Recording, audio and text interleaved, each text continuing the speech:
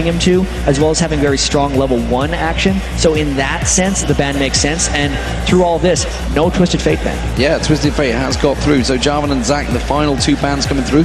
So Jarvan taken away. We'll see whether Dexter actually go for Lee Sin. That sometimes is his fallback champion, but right now it's Fnatic to make that first pick.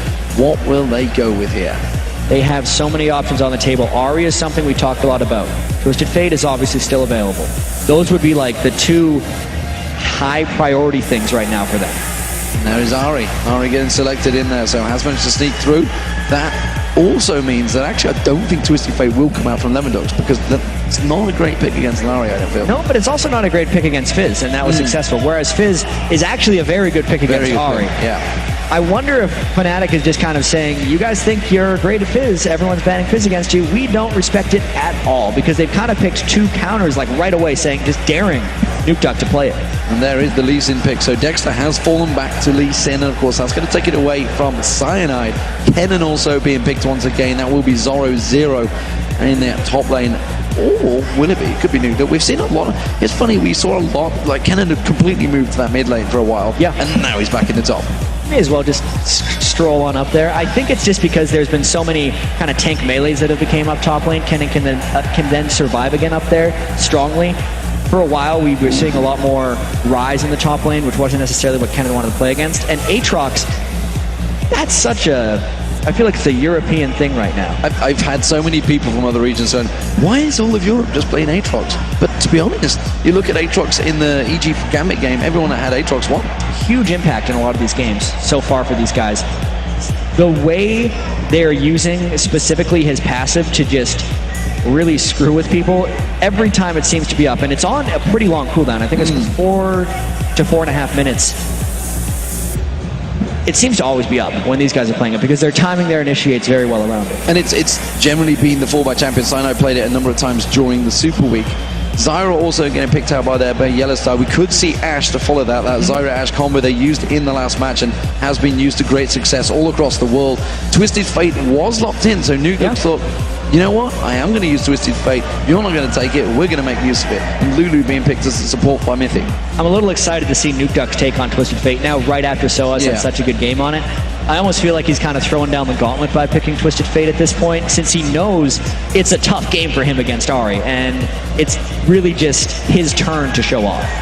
It's interesting that they've used the AD carry as their last pick, which we're pretty sure will be Caitlyn. I think they knew that was going to happen, so I mean, they kind of showed their hand with Twisted Fate very earlier there. They could have left it as their last pick. Again, it's going to be, again, Soaz on Yorick. He liked the matchup last game against Kennen. He's confident doing this one again.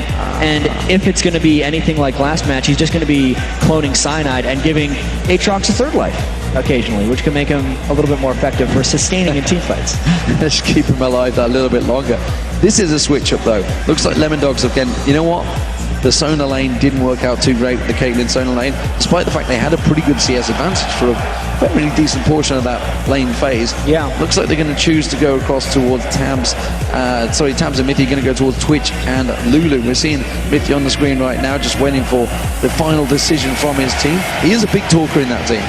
Yeah, even though the whole team, as he has said before, contributes to their tactical decisions, we've heard these guys talk before. And Mithy, he's being humble when he says he's opinionated, I think it's he's safe to say. opinionated, and he's also a facilitator of a lot of things. So even if other people have their own thoughts on champions, he's always going to be asking them for it, pinging them constantly, and making everyone think about these things. Making Fnatic think about that Twitch for a long period of time, and then switching it to Vayne at the last minute. So Vayne, Lulu going to be that bottom lane. Will they go for the 2v1 this time against Soaz? I feel like if they're doing Vayne Lulu, they're probably thinking about the 2v1. The Lulu is a bit of a curious pick here, and it makes more sense when they pick the Vayne, because they need to necessarily protect him in his mobile state, just because Vayne isn't one of those people who you can build protection around. Vayne needs protection as she goes in, so you need to build a lot of shields for that, because you normally don't pick Lulu unless you have a strong tank or a melee, but Vayne kind of fits that shell. not sure how the rest of Lemon Dogs is going to be working against Fnatic, who almost has the same style comp they had last game. I'm interested why Zoro has also decided to choose to stick with the Kennen instead of the Vladimir, which has been some great success for him. Yeah, I think a lot of it has to do with just initiation potential. They had trouble initiating last game. They don't even have Jarvan this time. Their initiation is even lower. If he went with Vladimir, essentially it would just be Nuke Duck chasing people down, trying to find fights. I think that's the reason they went with Kennen. If you have just joined us, ladies and gentlemen, you can see we are live from Gamescom. Big crowds stretching way back in the halls here for this final of the European LCS playoffs. Just look at that shot. You can see everybody's faces staring this way, looking towards it.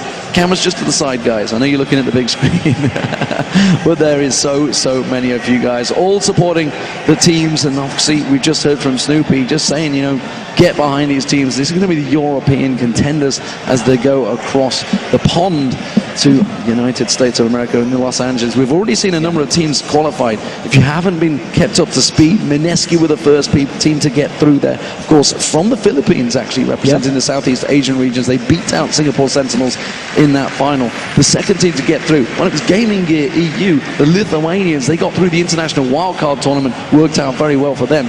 We've also seen that day one was, of course, Fnatic and Lemon Dogs of the European LCS playoffs. They got into the semi-final. That means they are there in the Season 4.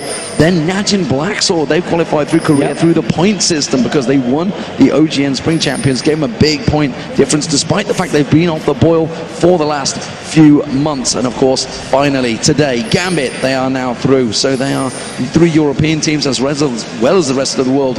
North America, well, it's going to be all happening in PAX just next week for you, Jan. Absolutely. You're going to be there. You're going to have a busy old week, of course. We'll see what 3 teams join them. But right now, Game 2 underway. Fnatic 1-0 up. They were the Spring Champions. Can they be the Summer Champions and take the #1 seed for Europe to the World Finals? Lemon Dogs, of course, this young upstart team that came through the promotion series. They are top of the league, but can they be top of the playoffs? Well, they're down 1-0 so far against Fnatic, and they need to make some plays in this one, knowing that they're part of that elite club right now that are going to be going to the World Championship. Has to give them some nice confidence going in, but of all those teams, they're very close to having the least experience. All these other guys have played on giant stages before, whereas Lemon Dogs, this is their biggest stage right now, and it's only going to get bigger for them. So practice here and some confidence, if they can become the European champions, will go a long way. It's been an interesting journey for these guys through that battle promotion against All Authority. Were swept aside 3-0, and then at DreamHack, the cheers, the Nuke Duck happened. He was effectively a superstar in Scandinavia, in Sweden, despite the fact, I believe he's a Norwegian. He was definitely very popular over there, but we are seeing an invade from both teams. So Lemon Dogs going for the blue buff of Fnatic. Fnatic themselves going for the blue buff of Lemon Dogs. So even trade at the start here. No craziness, no defensive fights. Simply both pink wards, ironically. It's simply a mirror right there. No tomfoolery happening at level 1 here for these guys. And even Mithy as well, as you're mentioning some of the experience Lemon Dogs has had. He was a huge fan favorite over in Tenerife when they had that tournament there. So each one of these guys has their own little bits of stardom, but nothing compared to what they're going to experience if they make some noise at the World Championships. So, as it is, despite the fact they've been voted out 23 of the 28 matches they played, they didn't get voted in. So far, Fnatic were, about 63% favourites in this one. They are 1-0 up, so maybe the fans are going to be correct for this time around. We'll see if that works out for them. Lemon Dogs, though, looking to go for an invade in the top lane. Dexter with these double buffs on Lee Sin going in. And it's a level 1 SOAS right now. We saw a backfired 3v1 dive in the Gambit game where Darian was able to hold off, and this could be a very aggressive dive. He has hit level 2, but if Tabs gets any type of stun into Dexter, it could work, but they have to go fast because Cyanide is closing in behind them. Yeah, the last minion is about to go down. We see the giant wave coming in. Cyanide will close the gap, though. Dark Path will be available. Condemned Soaz onto wall, but look at Cyanide. The moment he shows up, they all back away from this one, and they're putting good damage down on towards Dexter. Has to force the flash away. Cyanide's going to flash and follow. He may be able to get first blood here. No, the E doesn't land. They switch back towards Mithy. Dark Path will be back available, but Cyanide's now taken low. Remember, he's passive. He's going to get popped. Tabs is going to be waiting around. He's just finish run. Dexter follows on through. Safeguards back to Dexter. Dexter, and that is going to be Lemondog with first blood. Well, there are those Lee Sin plays coming in from Dexter. He knew Cyanide was going to be jumping immediately, so he made sure to follow, and Zoro0's going down. He's going to get taken off. It's going to be Pushu that finishes this one off. Soaz taking more damage in that bottom lane, of course, in the top lane, Soaz. But action all across the board here. Yeah, and check out that Q spinning around to go around the corner and finish off Cyanide. That is cool looking, is all I have to say. And for how hard they worked and the plays they had to make to get that kill, to give it all away, really, and die in a 2v1 on the other side just evens the game, and it's got to be a little disappointing for Lemondogs. I think it not only evens the game, actually Fnatic put more pressure on towards the tower there. Nuke had also made a journey up the river as well, but we do see he's putting pressure on towards Peke at the moment, throwing out those cards and keeping him at bay. That's going to be such a volatile exchange, I feel, in that mid lane. Soaz taking those silver bolts, procking out the damage, and Pushu continues to push this bottom lane. Zoro0 returns back in there after his first death. Does manage to go back. Only got himself a singular ward because, simply put, the two top laners have been punished heavily at the start of this game. That lane for Zoro0 has started very poorly. Yes, Zyra Ashe is a difficult 2v2 to lane against, but Kennen, with his range, should be able to keep safe in those situations. And now that his back is actually covered with wards, no one can really help him. At this point, Pushu and Yellowstar get to punish them as much as they want.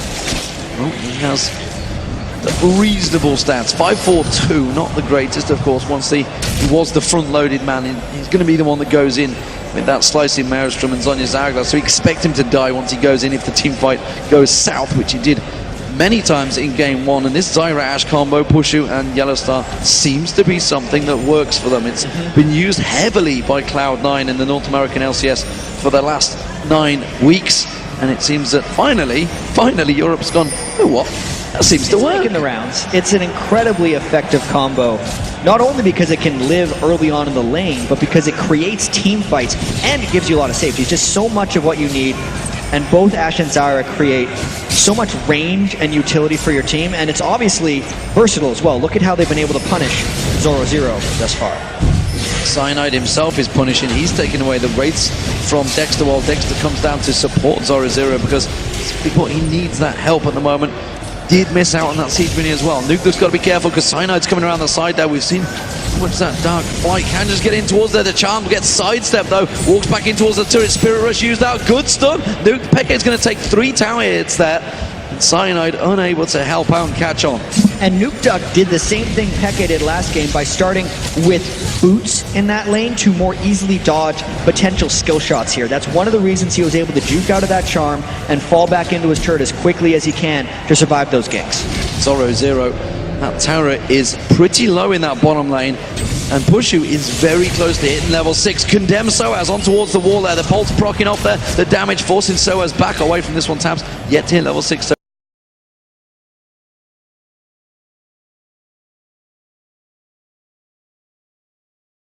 Perilous position right now of getting in towards 6. We do see Dexter though down that bottom lane, comes out to help Zoro0. So we're seeing the first back from Pushu and Yellowstar. And these are extended 2v1 lanes, which actually really hurt the top laners, or side laners as I like to call them, in most of these games.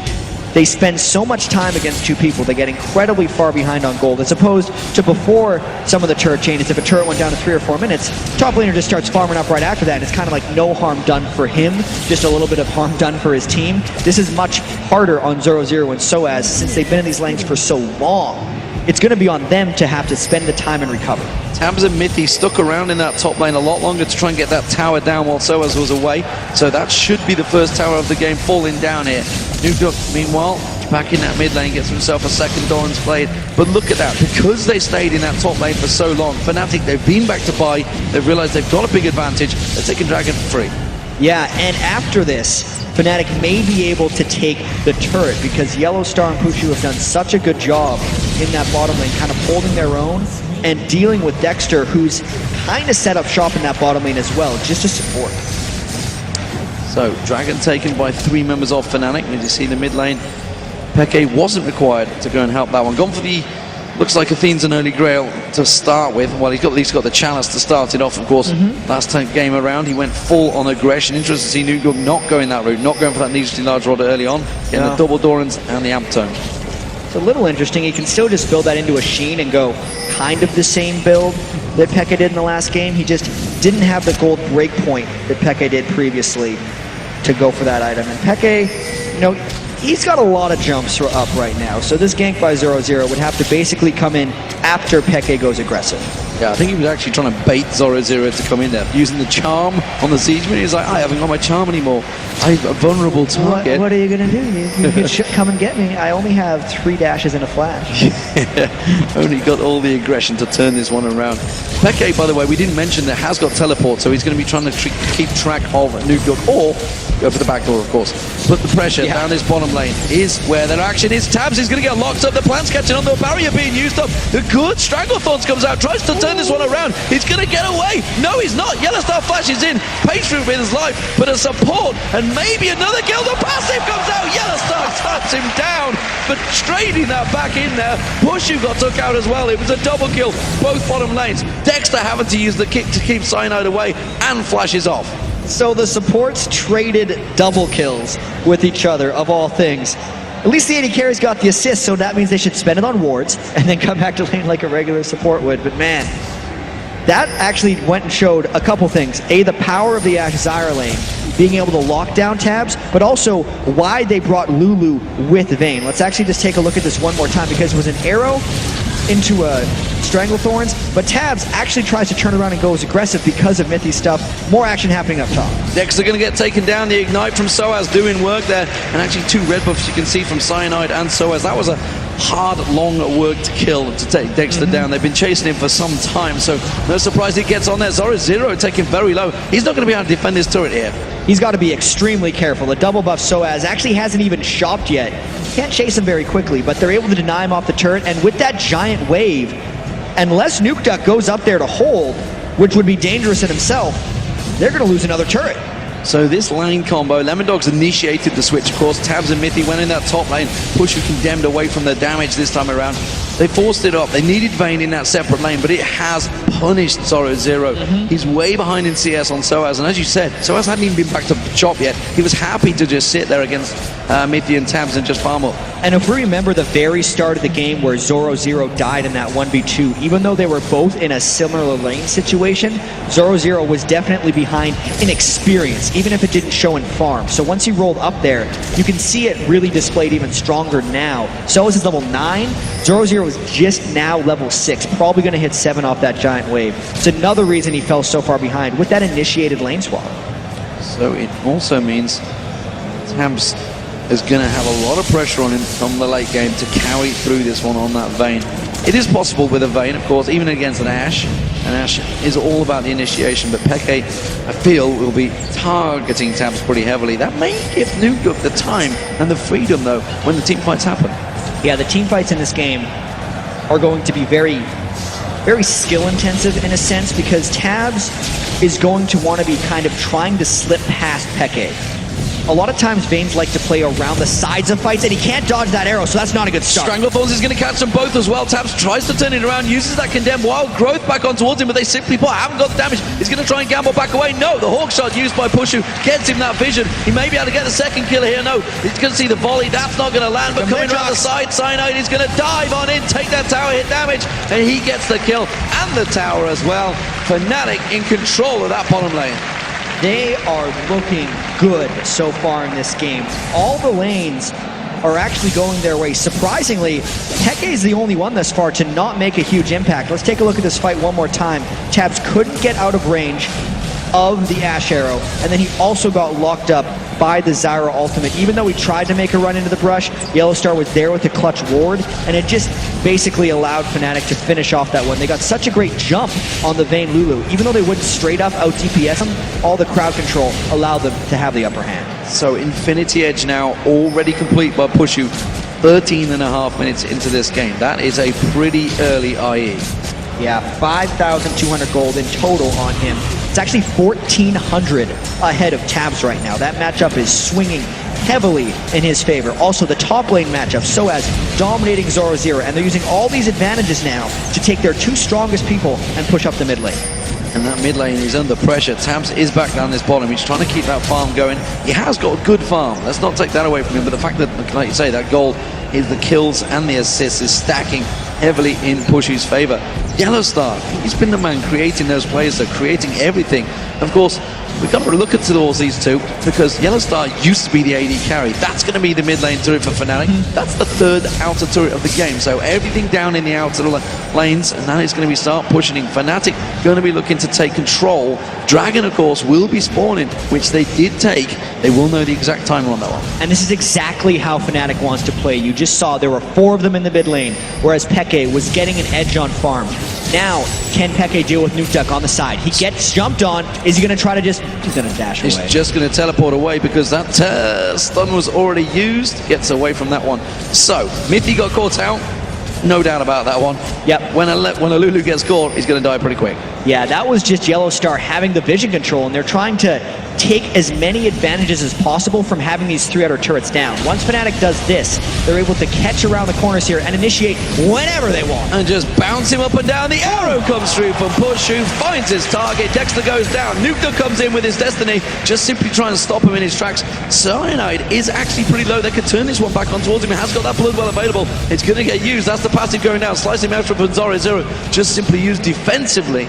They did take down the passive of Cyanide, but they lost yet another. Yeah, the 4 of Fnatic right now are destroying the other 4 of Lemon Dogs because Nuke Duck and Peke haven't really been involved. 0-0-0 across both of those guys, but the rest of Fnatic is just crushing, being able to take down this Dragon as well. 5,000 gold advantage stretches to 6 as the Dragon goes down. Big lead by Fnatic here in game 2. They're 1-0 up already, and they are looking so strong. They said they were going to play aggressive, and they were not lying. They have 8 kills to 3 right now. 3-1 in turrets, and they are starting to split push early. They are starting to keep that pressure on. The Fiends and Holy Grail has been completed by Peke. He's already shown his hand. He's continuing to keep that pressure going. Question is, how will it work between Peke and Nuke? How will these power switches go? Because the Lich Bane has been completed by Nuke. Yeah, Nuke Duck is going to need a little bit more before he can really take on Peke. But Peke's in full farm mode right now. And we can see that because of all the magic resist he's built and the fact that he went for Mercury Tread. So he's actually sitting at 95 MR right now. He's not actually turning himself into Assassinari until quite some time from now based on that start. Mana regeneration and cooldown reduction from his Unholy Grail and a little bit of tenacity from those Mercury Treads is just making him split push. Talked a bit earlier about, or haven't talked earlier about the way Peke farms. He almost always has the highest farm in the game, not necessarily because he dominates his opponents in lane, but because the team uses him as that side lane shover the whole game. He's pushing up the side lane right now. He's going back to base. He pinged another wave. Guess where he's going next with those home guard boots? It's his job right now to just keep the lane shoved while the rest of Fnatic's crew plays the rest of the game. It's actually putting Lemon Dogs in a very difficult situation because they can't keep pace with his home guard boots coming out and pushing all the other lanes, whereas the other Lemon Dogs are free to go wherever they, or Fnatic are free to go wherever they want. Yeah, they're actually doing a 2-2-1 split push, as it were. They can see that in that mid lane was Pushu and Cyanide, keeping every single lane pressured. So as he's not going back, he's sitting in that tri-bush. He's ready and waiting to go straight back on towards Zoro Zero. Yellowstar also laying in wait. So they're actually trying to set a trap in that bottom lane right now. Yeah, they're hoping that Zoro Zero gets a little antsy thanks to all their lanes being permanently shoved back. But they're not doing that right now. They actually recognize that they are extremely far down in this game and they need a little bit more time. Nuke Duck probably needs either a Zanya's, a Deathfire Grasp, or a Rabadon's Death Cap before he can make any type of significant impact. Especially because Soaz is already kind of tanked up. Spirit Visage, this early in the game, means he can basically just run at people. He didn't even go for the Mana Mune early on in this game. He's just going full tank for the most part. Even Cyanide is actually going fairly tanky. It's really just Fnatic's giant lead is turning themselves actually into somewhat defensive items, which is going to make them slightly immovable, and it more shows that Fnatic is looking for objectives right now and the inability for Lemon Dogs to push them off. Inability. Zoro Zero has actually regained a little bit of farm. You can see how far behind he was on Soaz, but as you mentioned, Soaz is just that giant tank. And now the arrow gets fired off, catches on towards Zoro. Hasn't got that Zonya's hourglass yet, so he's just going to get melted down. Stranglethorn's used perfectly. That's going to be Pushu. He went in. He's actually being kicked into He's okay with that. Yeah, he's not mine. He's going to try and get in there. They want to get the damage on towards Mithy. Peke comes in, should finish him off. One more hit does it, but now the Peke is going to get taken down. The Silver Pulse comes in. Tabs gets himself a kill. Pushu tries to turn this one around. A number of French champions come in there. The parry gets used out. Pushu is safe. No. He lives just about. He is so close right now to going down, and that was just a very aggressive move by Fnatic. It's that danger turret right there that they were able to dive. Once they got the arrow through, there's so much space between the other two turrets that allows this dive to happen. Cyanide obviously combos amazing with the Ashe arrow at first, which gets rid of most of Lemondog's counter dive. And then Dexter actually kicks Ashe into the safest place Pushu could be right now, as he's able to take down Lulu. And then we saw, as Nukeduck gets involved near the end, at the very tail end of that fight, Peke isn't doing much damage. It took him all 3 dashes just to take out Lulu, but it was still enough. The irony was, that was a 5-2-5, 5-1-5 Yellow Star that just got taken down. There was a 500 gold shutdown bonus there for Nukeduck. That could be a problem. Could be a problem. Oh, the arrow lands. Zoro 0. The charm is going to be the easiest one that Peke's ever thrown out, and it's Pushu that gets fed the kill. Now Mithy's in trouble. Spirit Rush still available. It's going to have another charge on towards Mithy. There goes the charm. It's another one given across. This time Peke will take it. Yeah, not much Mithy can do about that, as he just tried to help Zoro 0 a little bit, and then recognized, that's an Ashe and an Ahri that are coming after me. Extremely difficult for you to get away from if you're playing a Lulu. And yeah, that's a lot of kills that Yellow Star has been able to pick up so far this game. Now that we have some time to speak about it, he hopefully is going there now for a Mikhail's Crucible, which is one of the most common items we've seen lately. That'll potentially save Ashe, or most likely Ashe, if Nukeduck decides to try and assassinate or at least get on him later in the game. As soon as that stun card lands, he'd be able to clear the stun off of Pushu for him to allow him to just fight back and kill Nukeduck. We talked about the advantage that Pushu had gained over Tabs. He's now got a full item ahead. Sonic Shift completed, and that was before the fight, so I feel like he's going to have quite a bit of gold stacking up right now. Peke's continuing that split push out there. Look at that gold difference. Holy moly. 2,500 gold split between the AD carries. That is not what you'd like to see. The jungler, in fact, Cyanide's got 1,000 gold over Dexter. These are big-time gold totals, and we got a 6,200, 300 gold support, by the way. He was about 1,600 more gold than Zoro 0. Gary Zara. But really, he's got almost as much gold as Soaz. Yeah, that's a lot of money right there. But then look at Nukeduck, actually, who's the only one keeping up in gold. He's gotten 888 gold from his loaded dice passive, which is really the only reason Nukeduck seems like he's keeping pace with Xpeke right now. Lemondogs needs a lot of help in this game because Fnatic is beating them much worse than they did in Game 1, where Fnatic had a fair bit of control. Remember, this is for a seeding in the World Championships. Those group stages, it's going to be a double round robin. It is going to be a torrid time for these teams. And remember, Europe, they don't get that bye. They don't get that push through just because, ironically, of the performance they had at the Wildstars, which none of these players unfortunately took part in. It was Soaz in that. Yes, Soaz did actually. And of course, well, he's the 1v1 champion of the world for how much that tournament actually meant to him. But Peke, he steals away that blue buff. The Dragon was also picked up by Fnatic. That's the third one of the game for them. And it also stretches that gold lead to just around about 8,000 right now. They are continuing their split push, but look at the bottom top. There's a chance that we're going to see some action here. Again, Peke's going off to deal with Tabs, but Fnatic has been willing to dive before. That was when they had Peke with them, so there's a chance that Peke's going to push off and then maybe try and teleport in about 20 seconds or so. We have to see if that sets up. He clears out the wave. Tabs has ran a mile. They're not going to close the gap down. Tabs is sticking around. Sticking around because I reckon he thought Peke was probably going to do exactly what you just said. And instead, he waits around. He's not going to back off because he feels, obviously, the calls come out from the team, the Lemondogs. We can hold this wave. You can see the wildcards. They're doing good wave clear. Zoro 0 with those shurikens and trying to catch out Dexter. Oh, Nuke they caught him. in. They've got it in. They're just going to melt him down. Hasn't got that Zhonya's hourglass, so he just gets dropped. That slicing maelstrom. Cyanide does get knocked in towards the turret, but it's only going to pop his passive. I don't believe it's going to be enough to finish it off. The teleport comes in. Peke joins the party, and now it is going to be Lemon Dogs that get melted. Dexter with nothing. Tabs comes in. He's desperately trying to keep them at bay. Peke smells a juicy target, doesn't manage to land the charm. Still a 3-for-1 for Fnatic, and they land one thing. It's all they need for everyone else to just pile on. They got the grasping roots on a Nuke Duck to the arrow, and that just initiated the dive. And can they ever dive well? Amazing, amazing stuff. So it was a 3-for-1 after all. It was Yellowstar that did get taken down. Peke taking a scratch in his head. Let's look at this again. Yeah, of course, root to arrow to knock up, and it ended up getting Dexter as well because he ended up trying to shield in to help. It meant the Lulu ult didn't necessarily have a priority. And then look at Peke just flying in there. Just dash as soon as his teleport goes off. Gets a quick double kill. He's got his DFG now, by the way, so his damage is starting to ramp up, and his farm is there as well. And Nuke Duck, meanwhile, he's desperately trying to get that second item in there. Rabadon's death cap, it seems, rather than the Zhonya's hourglass, which would have saved his life, and all of the heartache for the Lemon Dog fans there, as the Fnatic seem to be pushing on through. Big gold differences right now. It is 9,500 gold, 5-1 in turrets, 16-6. And now in the top lane, Nuke Duck is going to get away with that destiny.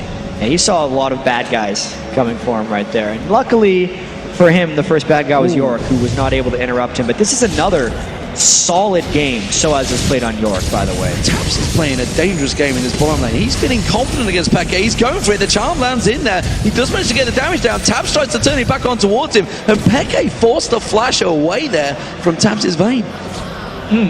It's because Peke's went with such an MR-heavy build, Tabs can actually attack him fairly strongly. But that also leaves them open. Again, this 4-man squad of Fnatic has done so well all game.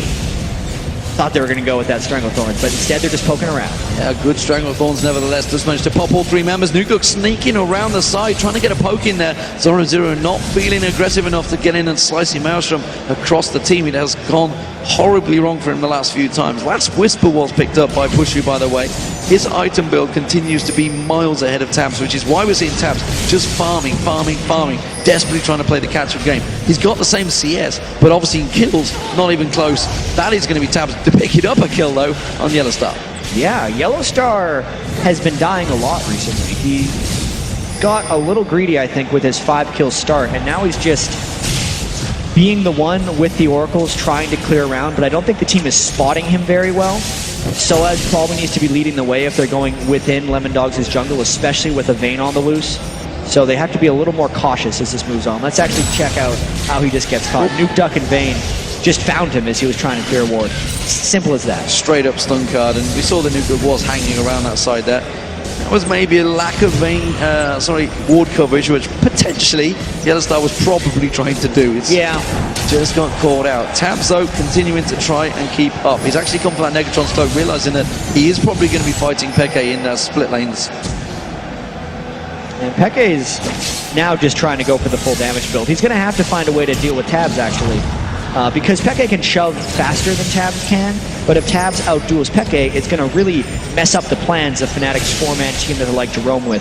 Even though I actually feel like Fnatic's at a point right now where they can just 5-man group and go for it. Certainly could. Pushu up 5-1-8 has a massive amount of damage, attack speed. Everything that could land will hurt. Tabs is going to have a problem closing that gap. Pushu again starts to put damage on towards that tower. The charm did find on towards Tabs and actually pulled them heavily in towards them, but Pushu, he's just focused on doing the damage to the turret. That was so much damage from Nuke Duck just from one Q from Peke. It's sending him all the way back to base. And then he'll be back again real fast because he's TF with home guard boots. But it still means they have to be scared of the damage potential of Fnatic. We've seen if they land one Grasping Roots, maybe even a charm in the right spot, they can just combo. It's all about getting it on the right target for them before they go in. There's another charm and an arrow. That's going to be Nuke Duck surely going down. Safeguard comes out from Dexter. Dexter feeling the full effect though and just gets dropped. Nuke Duck has to run there. He's taken down. That's going to be a double. We see Peke taking down Tabs. That's both damage dealers for Lemon Dogs. There's nothing they can do about this defense now. And that is just Fnatic grouping up as 5 because they sensed how strong they were and waiting for the catch. They got it. It gave them 2 kills plus the inhibitor. inhibitor. They try to engage on Dexter. It is going to be a surrender from the Lemon Dogs. Wow, that is going to be Fnatic in full control. 2-0 up. They are one game away from being the Summer Split champions, the playoff champions, and of course, more importantly, the #1 seed for Europe going into the World Championships. Yeah, now they have to lose 3 in a row in order to not win this one. They're feeling very confident right now. It's kind of sitting back, calm discussion. That was about as smooth of a win as they can have right now. Only 28 minutes. You could see Lemon Dogs not that pleased with the way this is going. They weren't even really moving after that game ended. And I guess that's what you do when you surrender. You're in discussion mode already because you've decided the game is over. Yeah, I think once that team fight had finished, they'd already started talking about what are we going to do next, because this didn't work. We said at the start they were kind of baiting in towards that Twisted Fate. They banned out Ari a number of times. This time they let it through, and Peke kind of proved this is a big deal, but yeah, it's more important.